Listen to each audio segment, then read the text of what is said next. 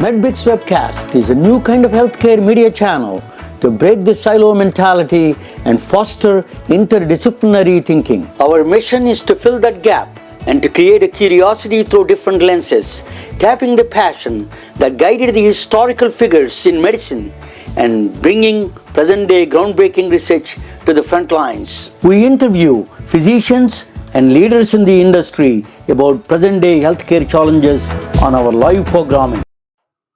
Welcome to the MedBix Webcast. This is Ramana Annamaraju. I'm not Albert Einstein. Maybe my guest is. he is a very. We have a very interesting guest. He is a MD PhD. He's a twice qualified. It's a double degree. So MD PhD. I love PhDs always. I'm a physics major. I have a master's in physics, and I did nuclear engineering. So always I love PhD people. And then he's a doctor, of course. He's not too far from here. I'm in Santa Clara. He's in Stanford. He did his dermatology studies in Stanford. After that, I'm going to present a topic on electricity and the physicians, what is the evolution of electricity through physicians. How do you measure the electrical system of the body through how they did from history to the present day modern technology? It's going to be good. But this doctor is Dr. Stephen Lewellis, I hope I said it right. Is a dermatologist, board certified dermatologist. As I told you that he's from Stanford in the MD PhD program. Then he finished it, and then also I wanted to ask him what kind of PhD thesis he did. But it's interesting is that he started a director primary care. He's a very, if you see his profile, it's interesting. He says that very passionate and poetic. He says that he's going through, a lens, dermatology lens of the immune system as a canvas system. He's very techie stuff. Very interesting, no question about that. So he's a very passionate also. He's talking about the healthcare system in a dire situation. I met one of my friends. He's a longtime friend. They own several hospitals, and they're also telling me. The CEO is telling me we are in a deep, bad situation. It is a catastrophe in making. That's what he said. So without further ado, let me bring Dr. Stephen Lowellis welcome to the MedBix Webcast, Dr. Lowellis. Thank you very much for having me. It's a pleasure to be here. Could you please give me some of your background and a little bit of your thesis background also? Very brief. We are not You bet. No problem at all. I'm from Pennsylvania originally, but I did, as you mentioned, my dermatology residency at Stanford. Prior to that, I was at New York University, where I received both my medical degree and PhD. My PhD studies were just discovering how cells get in the very early embryo, how they get their signals to go where they need to go to form various organ systems. And that has applications to both fetal development, but also how cancers co-opt those mechanisms to metastasize, for instance. So now where are you practicing? Just tell me, bring it up to the situation. Sure. I'm practicing in central Wisconsin now.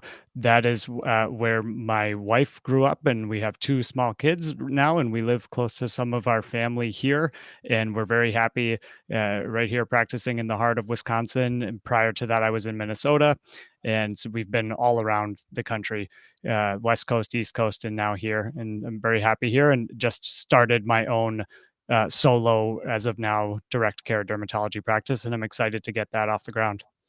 Except it's cold. I used to go to Waukesha, the GE Oh, yes. headquarters. Yes, sure. Waukesha. So, Dr. Lewellis, I see you're very passionate about what is going on in the healthcare system. So let us see that what is the big shift that happened? It is creating a lot of pressure to the physicians and the healthcare professionals. What do you think of that? What is causing that pressure?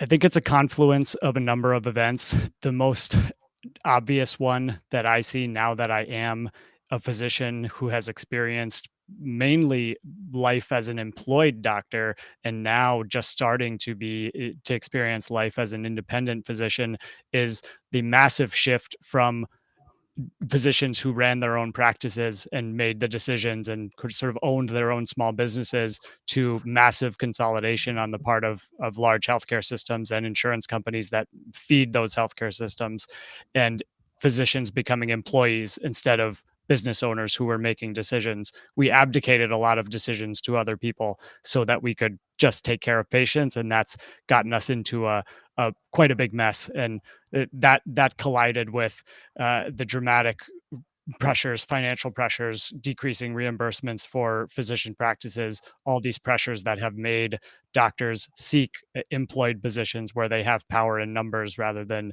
remain independent, because it has gotten so difficult to be independent with decreasing insurance company reimbursements. I used to live in Georgia, Atlanta, and I used to place a lot of doctors in its rural areas, Alabama and Georgia. Yeah. Most of, at that time in 1990s, 80s, most of the physicians are independent physicians. They are Yes. independent practice. All Yes. of a sudden, there's a big shift came out because Huge. the HMOs came in, and then in Georgia, we actually a lot of physicians did not like it. That's a good idea, and then they really what our governor was a proponent of HMOs, but he was boosted out because of the he lost election because he was promoting HMOs. All the Hmm. doctors got together and told the patients, hey, this is a very bad for healthcare system. So really that you have a powerful force, educating the patients. They did that in Georgia as an example. At that Mhm. time, they used to stay in my house because they just finished residency. So I used to take them to the interviews and Hmm. everything. So Wow. I had quite a bit of experience, and most of them are working for groups or independent doctors. Mhm. Now the entire shift is changed. So corporations came in, Yeah. the capital, the Wall Street came in. This is a big change. Huge. What is surprising thing is I wanted to ask you how that change, how do your government can do what they can do to stop that kind of a take in India, for example. Even India is becoming, all the hospitals are owned by now corporate structures. Mm. So it is becoming a problem now. The patients are recognizing this problem is getting spreading across the world. So Yeah. how do we solve this at the policy level? Let us talk about the in the beginning at the policy level, then we can Sure. talk about individual levels a little bit later on. That's unfortunate to hear that it is more than just the United States. It's becoming a global problem, and of course, with India having such a massively higher population than the U.S., that's quite troubling to hear. And I think part of what governments can do is have more oversight over the amount of how big these companies can get, how much consolidation can become, antitrust essentially, because that's what's happening. We're experiencing oligopolies, and that there's price pressures as a result of that, and limitation of consumer choice. So with the healthcare consumers, they have very little choice these days. They have their insurance, and they're told where they are in network, and if they want to go out of network, they have to pay quite a bit in addition to already high premiums. And so that is that is hurting us, the lack of regulation in that regard. And on the other side, they can also support physicians much better. What physicians make in terms of what's called the conversion factor from the Center of Medicare and Medicaid Services is actually going to be lower in 2024 because of yet another cut than it was in 2001, and that's not adjusted for inflation. So we doctors make less money now, not in real dollar, in action, in just nominal dollars than they did in 2001 when being reimbursed by the government, not even adjusting for inflation. So that is how is it just doesn't even feel like a viable business model to a lot of physicians anymore. And that's why they join these groups. They get power in numbers, they get a little higher reimbursements from commercial interests. So the government really needs to pay attention to support doctors and at least tie that to inflation like it does every other part of the medical industrial complex, like hospitals and rehab facilities and things like that. It's only the physician part that hasn't gone up and kept pace with inflation. It just goes down. What about the advocacy groups like medical associations? They're Hmm. supposed to represent you and Yeah. your associations. What their function and how they're doing it? What do you? It was a very Yeah. dissatisfaction among even physician groups among themselves. Tell us a little bit about There, what they can do, what they're not doing at this time. there is quite a lot of dissatisfaction and cynicism among the people who are almost passive members of these groups. But there are things that some of these groups are starting to wake up to and starting to do, because there is becoming a critical mass of physicians speaking out against this because it's gotten so bad. So the American Medical Association, the AMA, for instance, that's taken a lot of flack over time for uh, perhaps not really supporting what's in the best interest of the physicians, and sort of being in bed, quote unquote, with their per se with the big special interests. But they have wonderful resources for doctors who want to start independent practices. For instance, they have a great series that you can even access if you're not a member of the AMA, and I find that very generous. And they're trying to support people who are helping the pendulum swing back more to the middle, where there will be more balance. So there can be more of that, more focus on how these organizations can help individual physician practices and small groups, because the big ones don't need any help. They're already Mhm. powerful enough. So that's a big one. I used to set up in Georgia and other places with a friend of mine, independent physician associations. We Hmm. used to go, and we are just the managers. We used to go there and negotiate contracts for the bunch of physicians together. That Yes. was a very good model, actually. Independent physician IPAs, we used to call IPAs, and Yeah. then it's an excellent model because we are negotiating contracts, the full risk contract or partial contracts. We used to negotiate for them, and then we get only a flat fee for us. So we get more we Yeah. get it for you. We get it. That kind of a model then died out after a while. Then HMOs came in and different Yeah. products they spilled out. That is a big. So advocacy groups are missing, not They only are. associations, IPA groups, that IPAs, independent physician associations, that we used to manage. That kind of a system is gone, unfortunately. So let us talk about individual level. I used to set up practices for doctors. That I used to get SBA loans for them and get Hmm. them straight. It's much straightforward and easier. Now, individual doctor is so complex. I used to visit the doctor's offices. I tell you, Dr. Lewellis, very interesting. I hear whenever I used to visit the doctor's office, I used to hear the screams in the back office that with the insurance companies. Everywhere I go, it is just unbelievable. They were Yeah. fighting nonstop. This is a ridiculous, unbelievable situation we got into. So individual doctors having you need a lot of resources to fight with these guys, Yes. big guys, That is the and then problem. you need an infrastructure, you need a administrative structure, legal, financial structures. All of them has to be there. And how do you think individual level you want to proceed in that direction?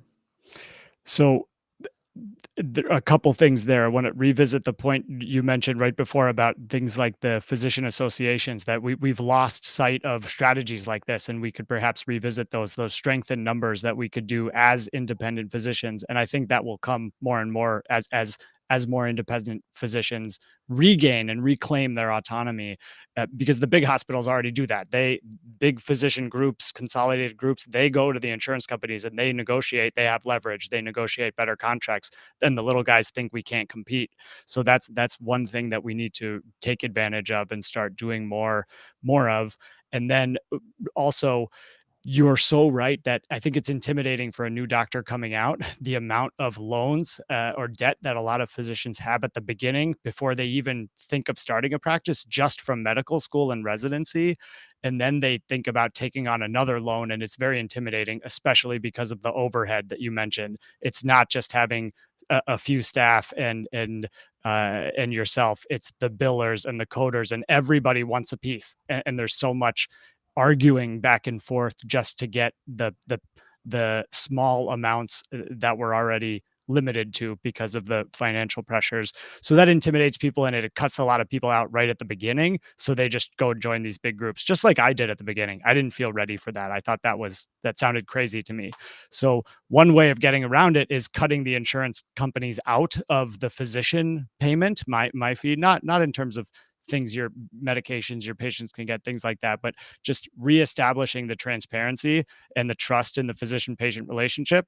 it hurts a doctor not to be able to say how much their services cost. That is morally injuring to a professional, in my opinion, and it's embarrassing. So if I am not contracted with an insurance company, I can decide how much I'm worth, and my patients can decide, or my customers can decide if that's worth it to them.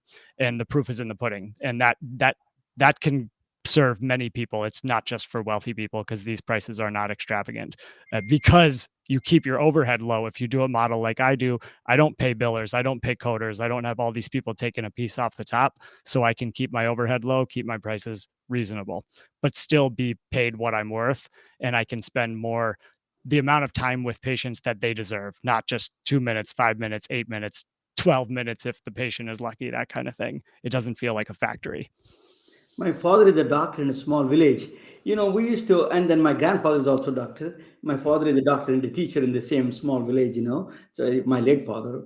Mhm. So, what we used to do is in a small village in India. So, what we used to do is that once, twice a year, we do the special ceremony, and all Mm. the farmers come down and give us like chicken and eggs. That's what Yeah. the kind of Yeah. things. Then they used to give, and a concierge medicine was a practicing. It was a very effective, actually, concierge Yeah. medicine. We are getting back. The question is, in the United States, the problem is that not everybody can afford now these prices. That is, it has to be extremely reasonable. But also, there is some problem with this situation, Dr. Lowellis. I tell you what that is. A lot of patients thought that they were thinking this is a sick care system, not a Yes. preventive system. That is a big block to them, and they lost the confidence of doctors. Oh yeah, The devil's advocate. They lost the confidence on the doctors. They I are agree. representing pharmaceutical companies or Mhm. medical associations rather than representing them. That was a bigger challenge for the doctors to face now. Particularly, your generation of doctors needs to address that problem. Yeah. That is a big part of what I'm trying to do. That trust has been broken, and whether or not it's our fault, it's our responsibility to try to restore it. And one of the things that has broken it is the misalignment of incentives. We are being paid by insurance companies if we are insurance dependent physicians, so we have to do, our incentives have to be aligned with what the insurance company incentivizes us to do in order to keep the lights on. And that if we care about counseling the people about things like nutrition and sleep quality and spirituality and quality of relationships and things that we know make every state of health better and every disease better, we don't that doesn't keep the lights on, because that's not a procedure and that's not a higher level of coding because you wrote a prescription or something like that. So it's the misalignment of incentives that burns us out on a moral level and ruins the trust with patients. So my way of solving that through direct care and direct pay, which is not a new way. It's simply the old way of doing medicine. And it's because I don't think that health insurance is insurance anymore. It's not. It doesn't work as an insurance product, which is why the premiums are so high, and there's copays are and co-insurance and deductibles are so high, because we use it for everything, and we shouldn't use insurance to get a mole on our shoulder checked. That doesn't make sense. That's not something you should use insurance for. But so, unfortunately, right now, if someone uses someone like me in direct care, they feel like they're paying twice, because they're paying for their insurance, but they're also paying me directly, and it doesn't go to their deductible. And so we're at a tough crossroads, but we have we have to do things to fight back. And the pendulum is swinging, but everyone has to do what feels right to them to rebuild that relationship. And also, second thing is, first, I'm a physicist. I ask always question the first principles. First Mhm. of all, do you think it's not the time for? Is it still? We think we need insurance companies. Actually, do you need them first of all to start with? Is there any? This the time has come. Their usage is gone. Actually, the time. What it is? It's a the first principles of insurance itself, risk assessment, right? Yes, If you yes, if that is not there, if we can do in other optional systems there is, then yeah, you don't need an insurance system. Suppose if some patients cannot afford to buy, the government can step in and pay that fee that you're asking. Same fee is a lot cheaper than there yeah. than insurance feeding the insurance companies. What do you think? Yeah. It certainly isn't working the way it's done now. And but speaking to first principles, your point that the insurance product in healthcare does not function as an insurance product. Insurance is for things that cost quite a bit, for which costs need to be shared to prevent financial ruin or significant financial hardship, and these events need to be rare events. That's what insurance is for. That's why we don't use an auto insurance to change the oil on our car. Otherwise, the premiums would be through the roof and the mechanics would be not happy at all. So back to first principles is right, and perhaps there are other ways. I would love it if we just had catastrophic health insurance. That's what it's for. It was when someone needs Absolutely. a heart transplant, or they get in an auto accident and they're in the ICU for 60 days because they have traumatic brain injury, and then rehab, and no average family is going to be able to pay that bill, and they shouldn't be expected to. So that should be shared across the group. And but because we also use insurance to pay inflated prices for the amoxicillin for an ear infection, and then that's why that ends up costing, the Yes. system $300 instead of the $6 that it should cost, because of all these layers and games that are played. That's the problem. So Yeah. I love insurance. I want insurance to stay. It's not insurance right now. It's not insurance. Yeah.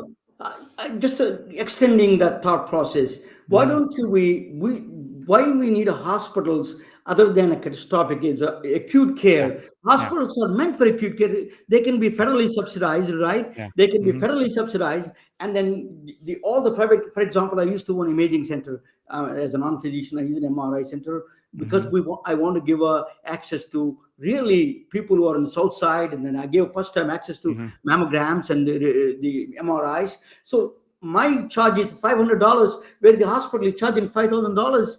It Yeah. is just ridiculous that way. It Why is. we need just to make the hospitals an acute care, just dedicate to the acute care, and all the Yeah. chronic care and other prevention move to the physicians itself.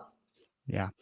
This is an issue of follow the money, unfortunately. I think because very smart people have gamed this system in ways that are really hard to unwind now. And because the way it was set up and the way you could we could add on this facility fee. So if we do it at a hospital, we can charge this inflated amount for it, even though it doesn't need to be done at a hospital. That's why now you get you can do a knee surgery or whatever, knee replacement, and some astronomical insurance bill is going to come at the end, $150,000, when the surgery can actually be done out of pocket at an outside independent surgical center for 30,000 all in. And that's what it's not.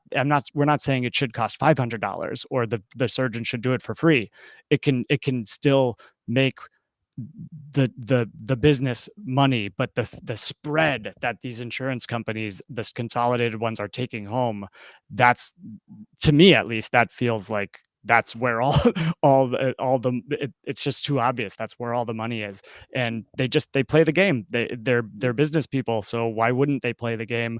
So that's again where government comes in, and it's all entangled, unfortunately. But I agree, hospitals should be just for very big, serious things that require hospitals, just like health insurance should be for very serious things that require insurance. No, you have even though there's a big people, there is always one person's will change the world. Hmm. You have the crazy, you're Yeah, Steve Jobs from Palo Alto, you're in you're right. Stanford, you know the game. So, Hmm. even I live in Santa Clara, even here, there's two different islands. Technology is on one island, and the medicine is another island. Yeah. I struggle to very few understand both fields, where even if I tried to come up with a problem, nobody paid attention to me. I solved the problem of this pandemic kind of things, but this is a big problem. We need to, technology is a war. Excessive technology is not a useful. Hmm. You need to use a moderate technology that Yeah. that makes sense, Yeah. and then that in anything other than that is just a excessive cost. Hmm. Artificial intelligence, and tell us a little bit what is your perspective on the technology side of it. I think we need to be so much better in that regard. And it's just like everything we talk about, it's about balance. The pendulum for doctors has been a long time. Just the joke, we still use fax machines, et cetera. Yes, that's important for certain reasons, but the the pendulum is so far on the side of slow to adopt because it's medicine. We can't move quickly, and it has harmed us because of there's such potential in technology. So we just need to swing it back to the middle, not back to the other side where we have this unending tech debt and these just gargantuan things.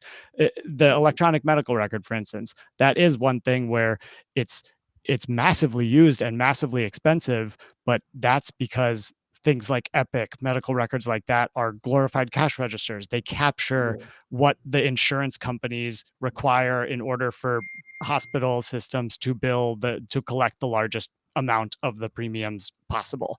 That's what they're for. That's why no doctors like them, because they don't actually help very much for healthcare. So my perspective on medicine, on technology, is early adoption. Use it for things that enhance patient care, that make the patient experience feel like it's the 21st century. And I want my patients to feel like, wow, that was a different experience. I wasn't expecting that. That felt like, the experience I expect when I go on Amazon or something like that. It felt modern, but it didn't feel bogged down with technology. It still felt human. No worries. It still felt human, and I can see that this doctor cares about using technology to enhance my experience and give me more value for the money that I'm paying. You And there's know, things like, go ahead, sorry. you mentioned Epic, Wisconsin. I tell you something about Yeah. that. I went to school. Epic actually it came from a BA hospital system. Epic Hmm. language is MUMS. My friend used to work on that. Only 5 people know that language. They took it's a federally funded programming. It's free. It's an open source. Yeah. They took it around, and then they are charging back to the. Then they don't want The to give the government. data back to the public. It is Yeah. a very, that allows that kind of a, that's a self-stabbing of this healthcare Yes, system is it is. unbelievable. Hmm. That. So I think we have to.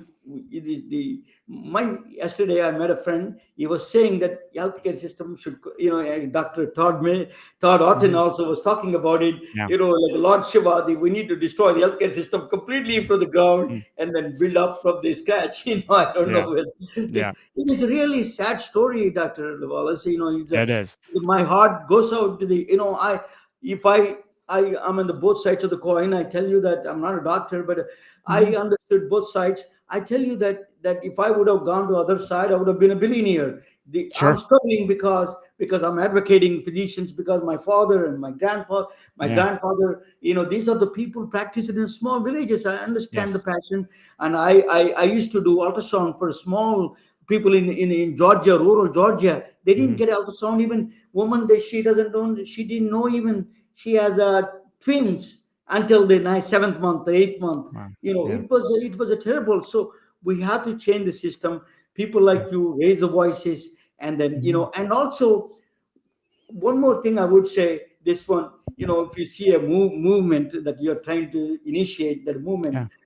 if you take an example of Martin Luther King, for example, he took the not just by civil rights movement. He didn't win by just doing black people. He had a lot of Yeah. whites, other cultures supported him at Mhm. that time. So for you, not only there are people who support your system, including non-physicians, you need Mhm. to take their help. It's administrative, legal, I uh, agree.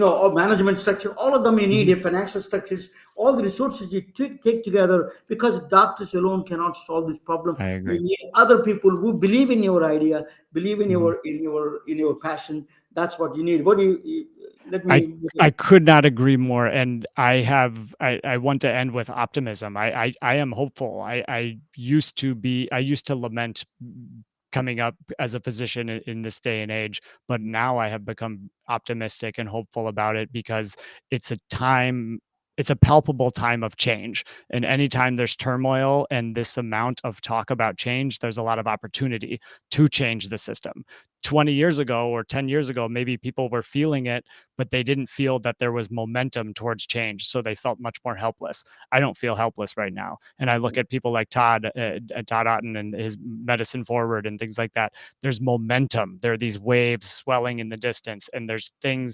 optimism, and there's this inertia that is being overcome. And once you get the ball rolling and that snowball rolling, that is huge. And we do need those other people, and they're out there. I'm meeting them on LinkedIn. I'm meeting them through my podcast. And each one of us makes that ripple again, like Todd says. It's going to inevitably make a huge change, and it might not we might not have to tear the whole thing down, but our voices will be heard, and we need to learn from other people and invite help in, because we can't do it alone, and we don't know how either. We're not good organizers. We're good at taking care of people, and we need to enlist the help of the experts who really know other things. You know, when humanity is in crisis, we always need to take a wisdom of sages. That's why I'm going to present the people who contributed to the science and medicine. I'm going to present a topic for you: is the electricity, how they struggle through, the physicians, how they struggle through the whole process of electricity bringing to the human body, and the inventions. You may know already, but I'm going to present both of us. You can jump in anytime. You can. Beautiful. I love your comments in the sense. After that, I come back and I will ask you what are the practical steps you can take it, and then what you're going to do, all the associations. How do you form this kind of a IPA kind of a structure you can form and then do as a movement, and then a passion you create. I think it is a time where you should be optimistic, and let us go with the optimism. Learn from these sages, wisdom from sages. I'm going to present a topic. Both we watch together in a minute. Let me just this. Okay, just give me 1 second. Okay, so this is the electricity. I'm going to talk about the sages of the physicians. So I'm going to present a topic on this. In 1964, there is two doctors. Let me 1 second. Let me bring this. Sometimes my glasses are not that good to see. Okay. In 1964, the two neurologists, Dr. Luder Decky and then Dr. Hans Helmut Kornhuber, the two German neurologists, they met in a Black Hills in the Germany at the restaurant called Gustav Zum Swanchen. I don't know. I hope you know the German than me. So it's Gustav Zum Schwanen is a restaurant. They met at the restaurant, and they sealed the fate of law of karma, the predeterminism versus free will, by reading the signals from the electrical signals from the brain. That's what they called it is a Bereitschaft potential. Is a lot of German twisting words. It's a basically readiness potential. That's what they did. What is a predeterminism? The predeterminism is predicting decisions before conscious awareness. You're executor of the action, not a designer of the action. In a Hindu philosophy, law of karma is like you're basically you're executing. You're not making the decision. You act like is an illusion that you're making your own decisions. So that is electrical signals. They decided that fate. Actually, that Libet experiment came after that, and the proved a functional MRI is proving that something we do, the body also is making a decisions before even consciously aware of it. That's a very interesting concept. It is a functional MRI is validating some of those experiments. That's very interesting. So we need to talk about the body electricity in the body, and how do you measure it? What are the things how they did from the beginning of this? How the physicians played with electricity. That's one thing I wanted to talk about that. So everybody know this happened in the late 17th and the 18th century in the Enlightenment period in the Europe. There is Johannes Kepler, and then Rene Descartes. All this is very Baruch Spinoza and Immanuel Kant and Isaac Newton. All of them are important. And Emile de Châtelet. These are all during the period of the Enlightenment period in the Europe.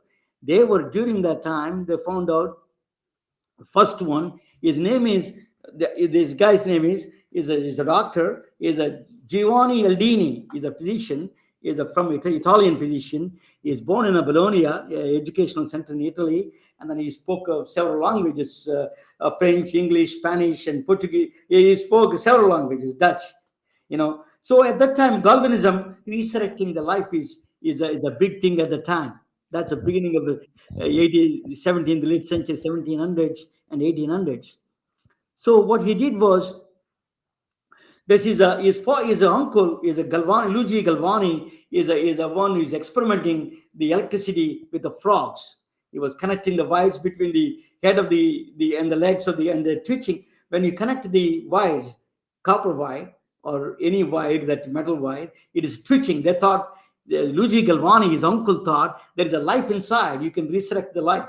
So it's already Vatican City is not that far from there. So that's. But Aldini was a physician. He did not believe 100%, but he did a lot of experiments on the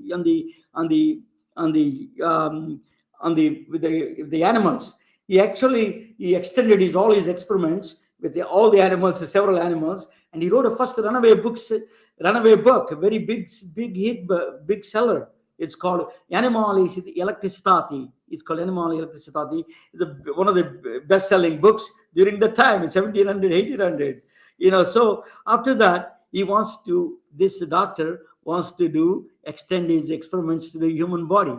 But Vatican has a strict principle. You cannot test dead bodies. In Vatican, the center of the Christianity, they don't allow any dead bodies to play around with.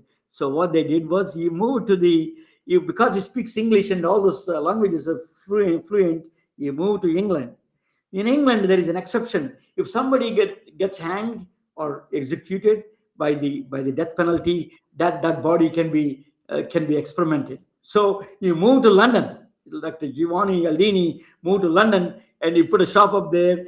And then there was a guy that he killed a drunken state, killed his wife, George Foster, his name. What he did was on December 4th, 1802, he drowned his wife and a child in the Paddington Canal.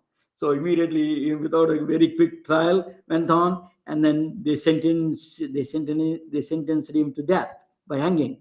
Immediately he was actually one of the guys working at the lobbyist. He has a lobbyist too.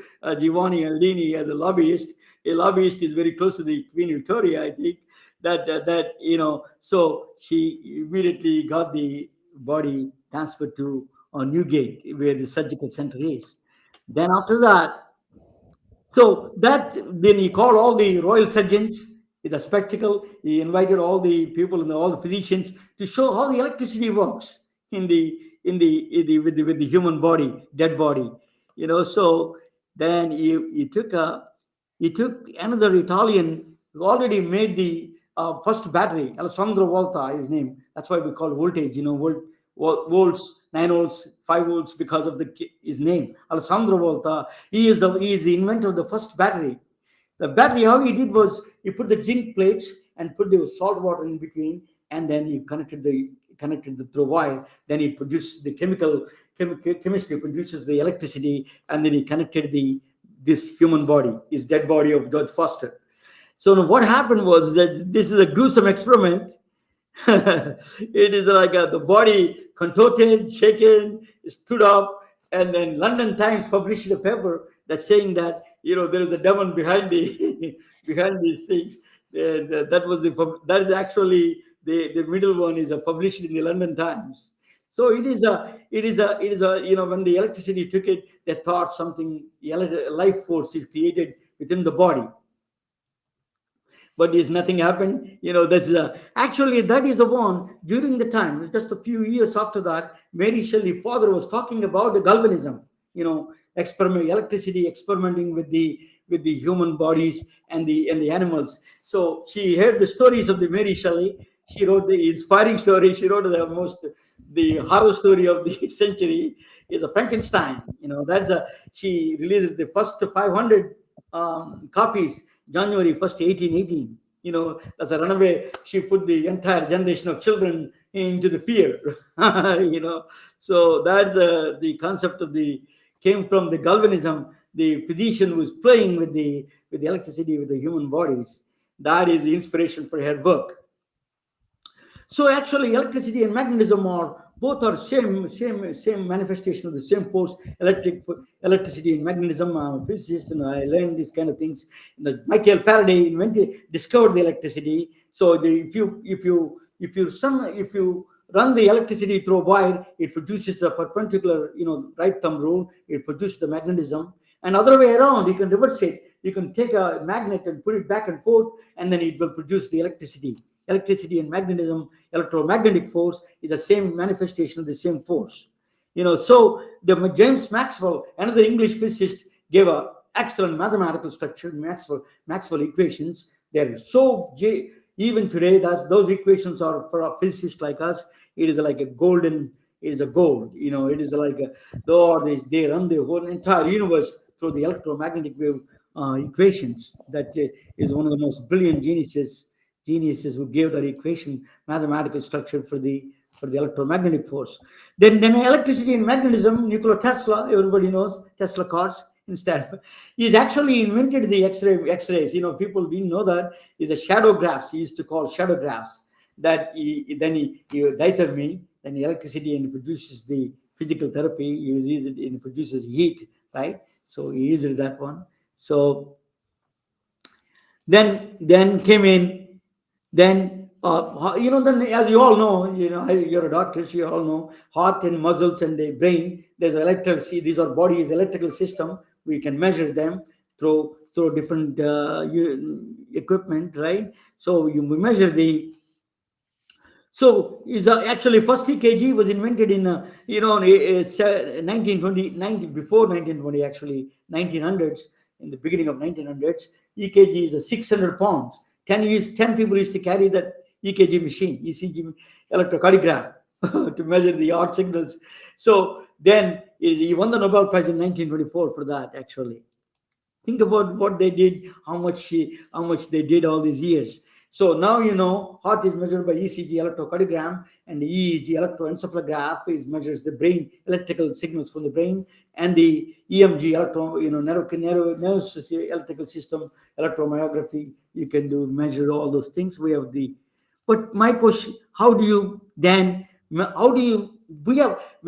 there is electricity, there is a magnetism. How come we don't measure the magnetism? The reason is the heart produces magnetism. The heart is electrical system. It produces a magnetic field, and the brain is also produces a magnetic field. How come we don't measure it? That is a question. How do you measure the magnetic strength? Because Earth's magnetic field is 25 to Earth's magnetic field is so just a minute. Let me bring that to that it's 25 to 60. I think that is electric magnetic field is I'm just let me go back. Electromagnetic field is very weak when compared to the human body is a billionth of a Tesla, micro Tesla. We have 25 to 60 micro Tesla is a billionth of the portion of the magnetism. But magnetism produces, if you get the images from the magnetism, it produces the spatial and temporal resolution. It's way higher. So that's why we need. That is where I'm going to show you a quick video on the video that this video is actually Wisconsin is involved. You can listen. I hope this is the one. Yeah, let me show you the video. I'm going to play it. You might have heard about a psychic squid that predicts a World Cup winner, or at least you have seen at the dinner table. The squid I am talking about is neither. This squid accidentally fell on us 100 years ahead of its time. The squid contribution to the medical field is invaluable. It revolutionizes the way you predict and diagnose diseases. This squid hunts cancer cells like you've never seen before. It will pick up source of seizures in the brain like no other. It is just not picking the needle from a haystack, it can pick your last nail from the Appalachian Mountains. Hello, my name is Ramana Anamaraju. I have a passion for physics, specialized in allied healthcare, and above all, concern for well-being of all humanity. Edward Flynn was hit by tragedy twice and lost both of his wives to breast cancer. When his first wife fell in coma, he used to visit her at the hospital. He used to whisper in her ears, wondering she may be understanding what he was saying. After a few months, she died. Not knowing his wife understood his undying love for her or not is frustrating. Then second wife, after a brief marriage, lost to breast cancer again. He is determined to do something about it. Edward Flynn is neither king nor can afford to build a Taj Mahal in memory of his beloved wives. But he built something better. He built SQUID. Acronym for SQUID is Superconducting Quantum Interference Device. As strange as that name is, this device is out of this world. He brought a mystical and elusive quantum nature of our universe to the benefit of the world of humanity. Edward Flynn is a nuclear physicist at the prestigious Los Alamos Defense Laboratories. He gave a remarkable gift from mother of all sciences, physics, to the field of medicine. A new machine, magnetoencephalograph, was born, usually referred as a MEG scanner.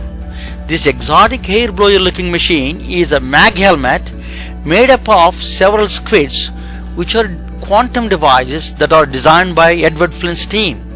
This machine, without touching the body, can read magnetic fields coming from a body that are 100 million times weaker than our Earth's magnetic field.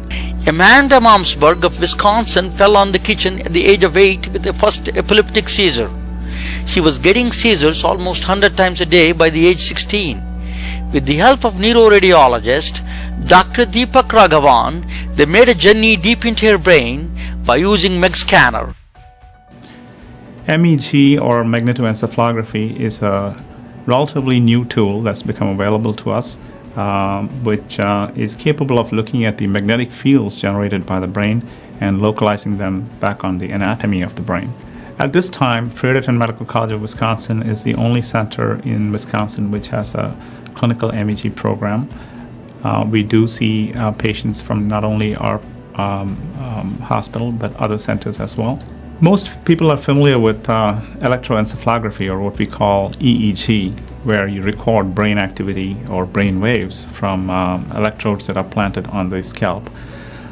Now, there is a substantial amount of tissue and fluid that separates the generators of that electrical activity in the brain and the locations at which we are recording this electrical activity, including tissues such as the skull and scalp.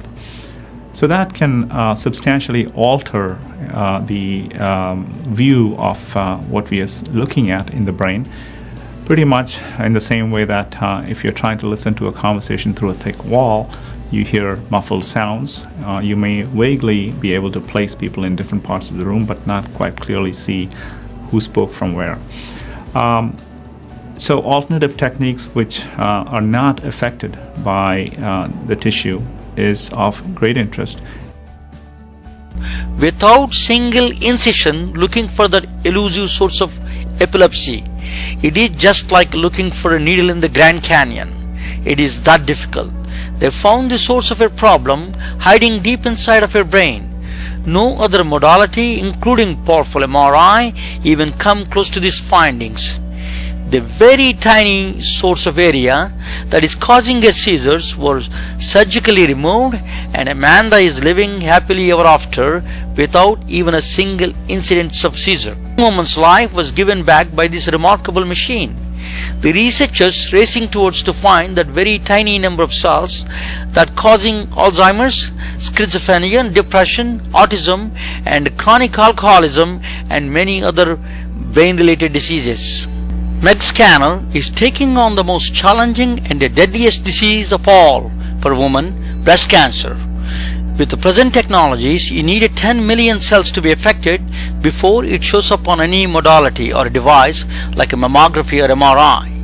But the MEG scanner hunts for those few thousand cells causing cancer out of 90 trillion cells, not a billion.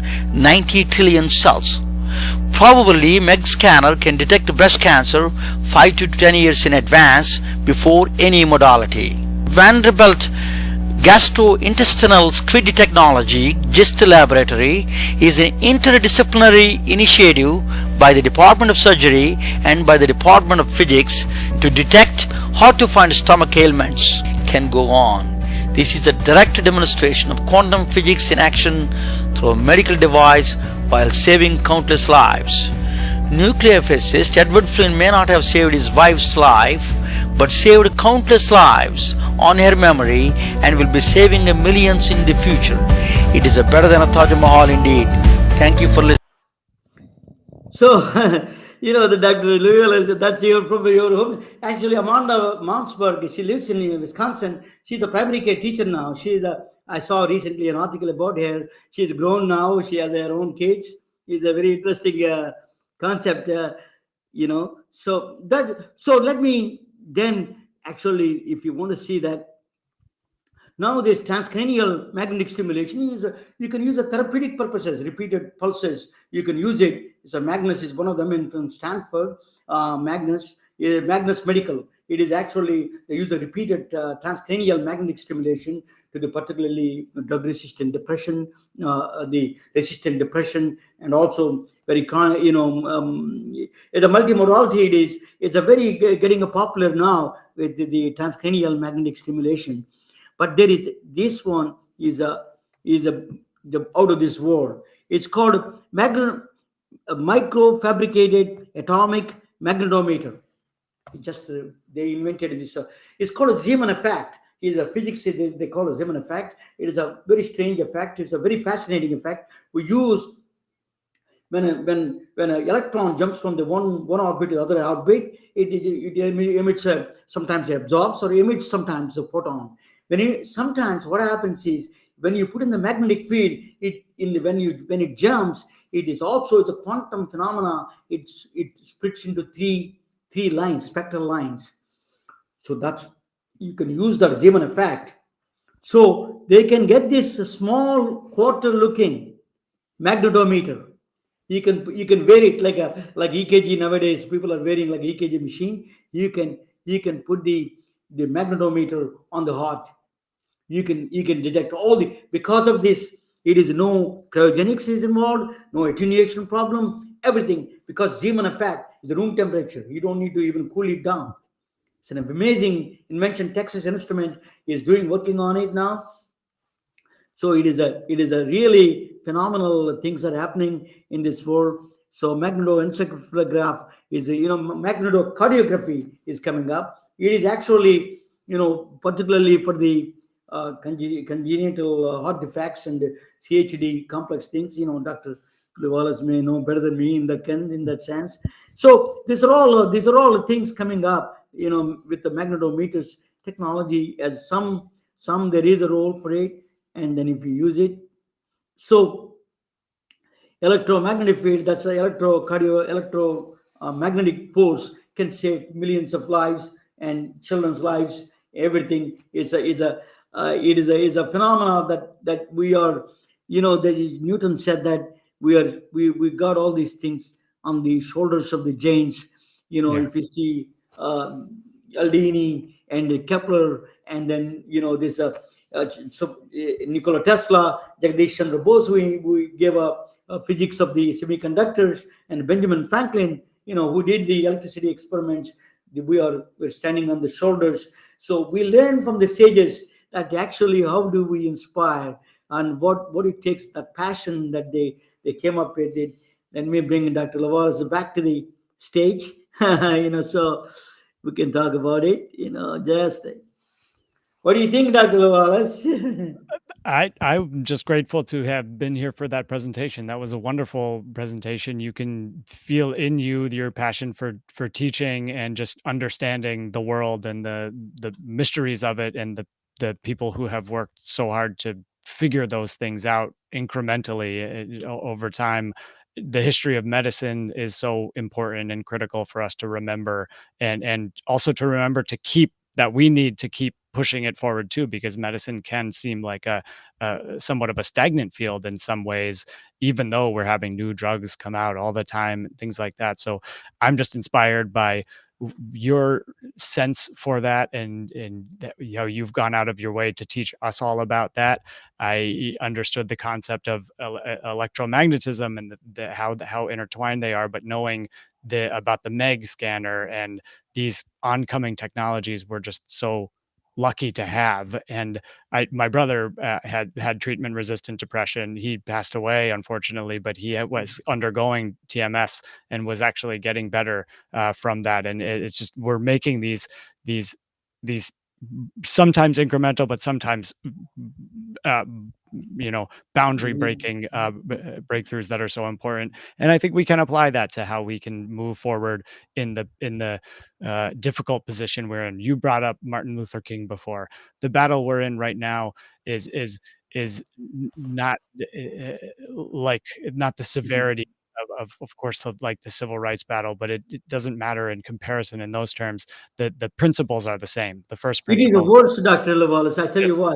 Because Oh, the fair enough. entire population is suffering now. You're right. Not just Fair at enough. the Fair time enough. one segment of population now. Entire all the people. If I go to Georgia, Alabama, Yeah, Tennessee, you're the right. humongous rural areas, urban areas, they're all Mhm. suffering. And we still have the legacy of while we've made so much progress in civil rights, we still have the legacy of how much progress we still need to make, because when you look at the data, marginalized populations are still suffering more disproportionately from the Well, ills of our healthcare system as well. So that really is we need to remember that we can each make an impact, and by casting our vote for the future, for the future yeah, that we absolutely. want to bring No, about. And I'm just what is trying to do happening in that. healthcare is worse than civil rights, in my view. It is a Fair enough. real injustice. That's even Martin Luther King said that among the injustices of all, the worst injustice is health. Disparities of health and all those things. Mhm. We are so what you are coming with a passion. So let us talk about a little bit practical. You're doing a podcast. What is a podcast? And tell us a little bit about your podcast, that Sure. Wallace. Yeah, my podcast launched at the beginning of January of this year. It's called the Direct Care Derm, and what that means to me is I want to bring, as a dermatologist who is using this concept of direct care, which again is just going back to the old model of medicine, directly from the physician to the patient, patient to physician, without everyone else standing in between, and helping teach other physicians, regardless of their specialty, that they can see that as a feasible way for them to reclaim the practice of medicine and enjoy practicing medicine again, and a way to really help people who need it and get it to lots of different people. So the podcast is part blueprint, part inspiration. So we bring on people to tell us about their stories and learn from those stories, but also understand some logistics behind it as well, how we actually succeed in this way. And direct care is only one way of solving the problem. It's not the only way by any means. It's my way that I'm doing right now, but I believe in more than just the time I spend with a one-on-one with a patient. I want to leverage my voice, my expertise, my responsibility as a physician far beyond those one-on-one privileged times in the exam room.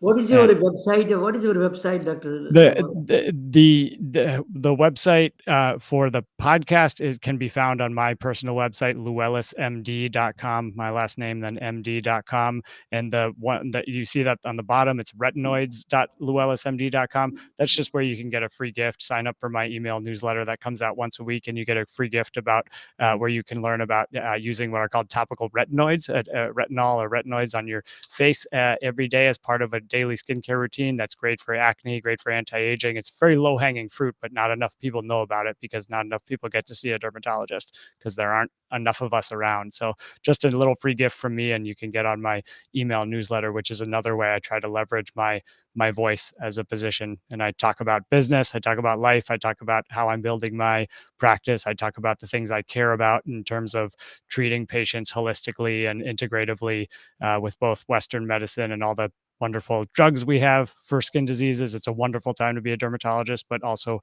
caring for people from a sort of mind-body connection level that you are clearly passionate about and aware of, because all those things matter so much to relieving our disease and bringing wellness. I was talking with the Dr. Robert Perl. I was asking him online, where are those leaders? I see right in front of me, you're one of those passionate leaders you deserve. I think you will be touch head. You will be head of leading those kind of things. Thank And you. with your passion, I'm deeply honored and privileged to talk with you, Dr. Lewellis. Thank you so much Likewise. for joining our podcast. You're very welcome, and I feel the same about you. It's been a pleasure to be here. Thank you for sharing your platform and for your enthusiasm and for teaching all of us and being an advocate, a non-physician advocate. We need as many of you as possible, and you're very selfless in doing that, and you really do care. So thank you. Thank you all. Good night. And, the good night. Thank you so much. We are retelling their stories through our patented designs that can be worn on scrubs, t-shirts, printed on conference bags, and endless other promotional materials. Daily Wear for Medicine is the first ever of its kind to create curiosity in medicine through visual art. We at MedBricks are celebrating unsung heroes of the past who made enormous contributions to the field of medicine through our unique campaign called Daily Wear for Medicine. You can wear it, carry it, and give it